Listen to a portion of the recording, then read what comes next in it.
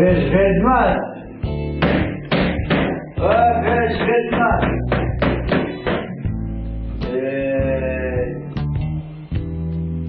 پیش خدمت پیش خدمت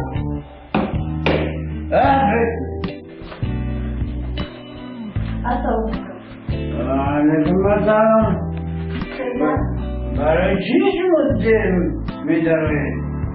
بخشش کار خوراک بیارید چی دارید خوراک؟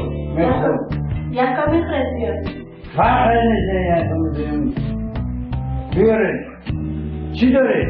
در یکم رئیس شما هست گوشت، رستانی، شیر بیرانی، خمشوبا هست بیان با دیگه گوده، جگر، کپیتوک، گریل، اکرچکر، گولیش، ششبه، گوبی هست، بسمانی هست، قیمه هست رحمت خبر دارید آفرین بچم آفرین همینه خیلی خوراک ها منیو بیارید من منیو میخورم منیو؟ همین منیو میخورم منیو؟ بله منیو میخورم من به منیو بیارید من منیو میخورم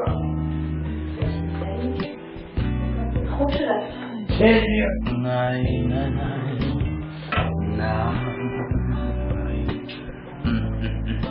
حاضر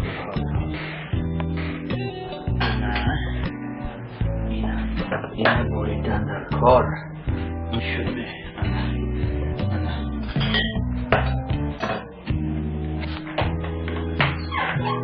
چه؟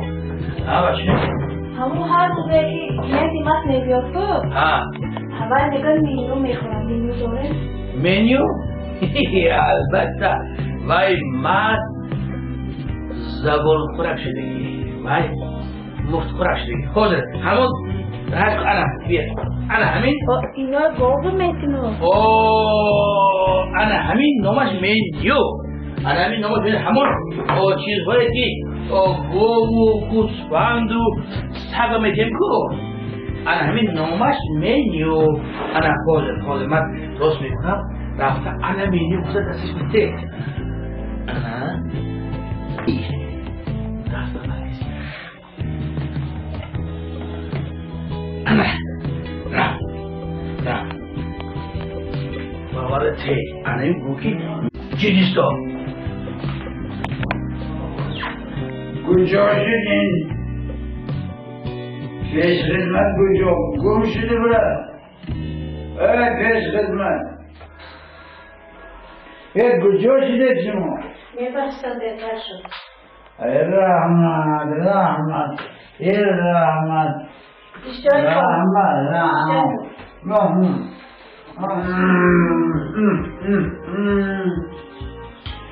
این بهترین خوراک این منیو بهترین خوراک بوده این منیو بهترین خوراک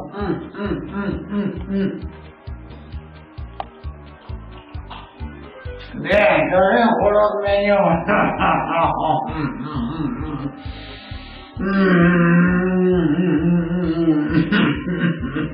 رحمت پسندش به رحمت دایمان آشخانه همین خیلی خوراک پرمزه نخورده رحمت آمدن کنم دست درد نبیند رحمت بهترین خوراک منیو در یکون آشخانه همیشه خوراک ندیده رحمت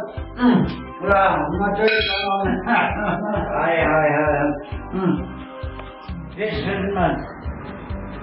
پیش خدمت یه حق خوراک فل خوراکت نمیگیری کنی کجا داری پیش خدمت بیا